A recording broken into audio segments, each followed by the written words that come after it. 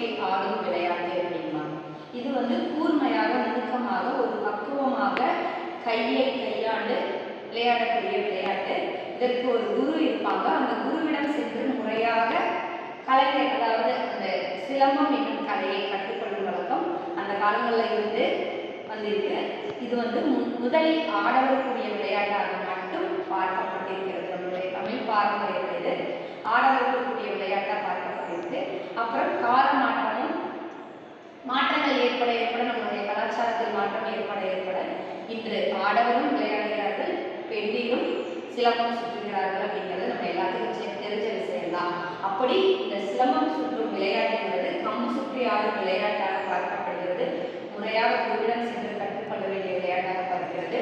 இதற்கு வேறு பெயர்கள் என்னென்ன சொல்றாங்க அப்படின்னு பார்த்தோம்னா கம்பு விளையாட்டு, நெற்றி போட்டு விளையாட்டு, உயில் சிலம்பு விளையாட்டு, நெற்றி போட்டு விளையாடுற விளையாட்டு அப்படின்னு சொல்லி சொல்றாங்க. உயில் சிலம்பு விளையாட்டு அப்படின்னு சொல்லி அழைக்கிறாங்க.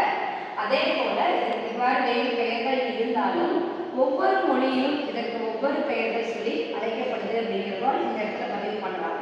என்னன்னு பார்த்தோம்னா மராட்டி மொழியில பாருங்க, மராட்டிய மொழியில என்ன சொல்றாங்க அப்படின்னா அந்த சிலம்பு விளையாட்டுக்கு லாட்டி அப்படின்னு பயன்படுத்துறாங்க. மராட்டிய மொழி சிலம்பத்திற்கு என்ன பயன்படுத்துறாங்க, லாட்டி அப்படின்னு பயன்படுத்துறாங்க. குஜராத்திய மொழியில் என்ன பயன்படுத்துறாங்க அப்படின்னு பார்த்தீங்கன்னா டாலக்கடி அப்படின்னு சொல்லி பயன்படுத்துறாங்க. வங்காளத்தில் என்னன்னு பயன்படுத்துறாங்கன்னா லாடி ஹீலா, வங்காளத்தில் லாடி ஹீலா அப்படின்னு பயன்படுத்துறாங்க. மைசூர்ல எப்படி பயன்படுத்துறாங்க அப்படின்னு பார்த்தோம்னா தண்டா வரிசை, மைசூர்ல என்ன சொல்றாங்க தண்டா வரிசை. கேரளால என்ன அப்படின்னு பயன்படுத்துறாங்கன்னா நெடுவழி, கேரளால நெடுவழி. இந்த மாதிரி இந்த சிலம்பத்திற்கு அந்தந்த வட்டாரங்களுக்கும் அந்தந்த மாநிலங்களுக்கும் தகுந்தவாறு அந்த சொற்களை கொண்டு அழைக்கிற வழக்கம் இருக்கு அப்படிங்கிறது இந்த உரைநடை பகுதியில பாலசுப்ரமணியம் அவர்கள் நமக்கு எடுத்து காமிச்சிருக்காரு. இந்த சிலம்பம் சுற்றும் விளையாட்டுடைய சிறப்பு என்ன அப்படின்னு பார்த்தோம்னா அந்த கைகளை மடக்கி ஆடும்போது எவ்வளவு ஒரு நுணுக்கமோடு தமிழர்களாக இருந்தாலும் சரி இந்தியர்களாக இருந்தாலும் சரி அவர்கள் விளையாடி இருக்கிறார்கள் அப்படிங்கிறத இந்த பகுதி மூலமா நம்ம தெரிஞ்சுக்க முடியுது. அடுத்த விளையாட்டு என்ன அப்படின்னு பார்த்தோம்னா சடுகுடு. இந்த சடுகுடு அப்படிங்கிறது என்ன பெயர்கள் அழைக்கப்பட்டிருக்கு அப்படின்னா பளிஞ்சடுகுடு, பளிஞ்சடுகுடுன்னு சொல்லலாம், பளிஞ்சடுகுடு அப்படின்னு சொல்லலாம். அடுத்தபடியாக பார்த்தோம்னா அதே போலதான் ஆந்திர மாநிலங்கள் என்னன்னு சொல்றாங்கன்னா பளிஞ்சக்கலம். ஆந்திர மாநிலங்கள்ல இதுக்கு பேர் என்ன பார்த்தோம்னா பளிஞ்சக்கலம் அப்படின்னு சொல்லி சொல்றாங்க. மகாராஷ்டிர மொழியில என்னன்னு சொல்றாங்கன்னா மரவர நர, அதாவது குடுடு அப்படின்னு சொல்லி சொல்லுவாங்க அழைக்கிறாங்க. அதே போல வங்காள மொழியில குடுதூடு அப்படின்னு அழைக்கிறாங்க. அதே போல இதற்கு என்னன்னு பார்த்தீங்கன்னா இது வந்து இந்த சடுகுடு அப்படிங்கிறது முன்ன காலங்களில் எப்படி இருந்ததுன்னா ஆங்கிலேயர்களை கவர்ந்து வரக்கூடிய அந்த வெற்றி வீரர்கள் இருப்பாங்க இல்லையா, அதற்கு பலி கொடுக்கும் விதமாக இந்த சடுகுடுப்பை பறை ஒளியையும் குடுகுடுப்பை அதன் மூலமாக ஒளி எழுப்பியும் அவர்களுடைய அந்த சிறப்பை வெற்றி சிறப்பை பலியிட்டு கொண்டாடுற வழக்கம் இருந்தது அப்படிங்கிறத இந்த பகுதி நமக்கு எடுத்து காமிக்குது. அப்போ இந்த பகுதியில் நம்ம என்ன பார்த்துருக்கோம்னா சிலம்ப விளையாட்டுகள் எப்படி தோன்றியது, அது என்னென்ன பெயர்களில் எல்லாம் அழைக்கப்படுகிறது, மாநிலங்களுக்கு ஏற்றவாறு எப்படி மாறுபடுகிறது அப்படிங்கிறத அந்த பகுதியில் பார்த்தோம். அதுக்கடுத்து சடுகுடு அப்படிங்கிறது வந்து எப்படி மருவி வந்திருக்கு. அதே போல தமிழர்கள் என்ன சொல்லுவாங்கன்னா கபடி அப்படின்னு சொல்லி சொல்லுவாங்க. இந்த கபடி அதாவது 2 அணிகளாக பிரிந்து ஒவ்வொரு அணிக்கும் 7 நபர்கள் இருப்பாங்க.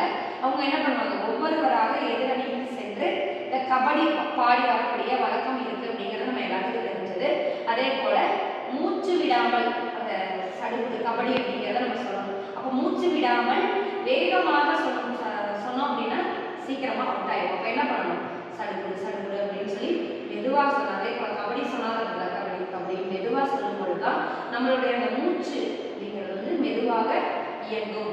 அப்போ வேகமாக சத்தமாக சொன்னோம் அப்படின்னா விரைவில் நம்ம தோல்வியை சந்திக்க வேண்டியது ஏற்படும். அப்போ இந்த விளையாட்டு நுணுக்கங்கள் என்ன என்று தெரிந்து அதற்கு ஏற்றவாறு நாம் அதனை கையாள வேண்டும் அப்படிங்கிறதா இந்த விளையாட்டினுடைய ஒரு முக்கியத்துவம். நாட்டுப்புற விளையாட்டுகள்ல அடுத்த தலைப்பு என்ன அப்படின்னு பார்த்தோம்னா ஆடவருக்குரிய விளையாட்டுகள்ல இந்த இளவட்டங்கள் அப்படிங்கிறது மிகச் சிறப்பாக பார்க்கப்படுது. என்ன அப்படின்னு பார்த்தோம்னா இந்த விளையாட்டுக்கு பேரே என்னன்னு சொல்றாங்கன்னா திறன் சோதிக்கும் விளையாட்டு.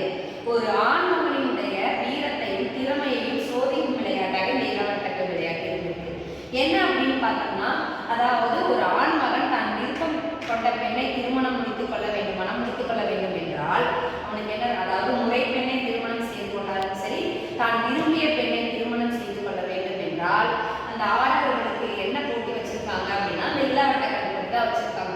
இந்த இளவட்ட கல் அப்படிங்கிறது என்னன்னு பார்த்தோம்னா உருண்டையா இருக்கும். அந்த கல்லை என்ன பண்ணணும் அப்படின்னா, ஒரு ஆண் மகன் தன் தலைக்கு மேலே தூக்கி, அந்த கல்லை என்ன பண்ணக்கூடாது, முன்னாடி வீசக்கூடாது, தன் தலைக்கு மேலே தூக்கி பின்பகுதியில் வீச வேண்டும். அப்படி எவன் ஒருவன் அந்த இளவட்ட கல்லை தூக்குகிறானோ, வலிமையோடு தூக்கி அதில் வெற்றி பெறுகிறானோ அவனுக்கு மட்டுமே அந்த பெண்ணை மனம் முடித்து கொடுக்கும் வழக்கம் தமிழர்களுடைய பாரம்பரிய வழக்கமாக இருந்திருக்கிறது. இது ஒரு விளையாட்டாகவும் பார்க்கப்பட்டிருக்கிறது அப்படிங்கிறத என்ன பண்ணியிருக்காரு பாலசுப்ரமணியம் இந்த இடத்துல பதிவு பண்ணியிருக்காரு. இது கிராம விளையாட்டு